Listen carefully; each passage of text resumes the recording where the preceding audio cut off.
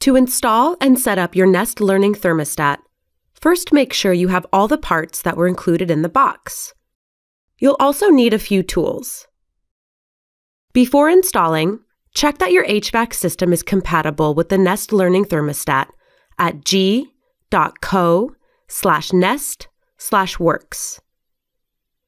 The Nest Learning Thermostat works with most HVAC systems.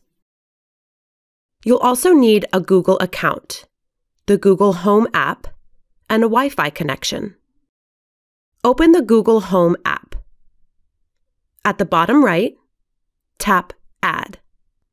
Tap Google Nest or Partner Device. Tap Thermostat. Then tap Nest Learning Thermostat 4th Gen. Scan the QR code on the back of your thermostat.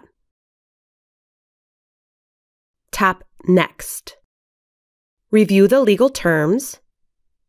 Then tap I agree. Next, the Google Home app will walk you through the steps to install and set up your new thermostat. It will instruct you to turn off the power at the circuit breaker, remove your old thermostat from the wall, connect your wires to the Nest Learning Thermostat's base plate, and put on the thermostat's display. If you need more information, visit our Help Center.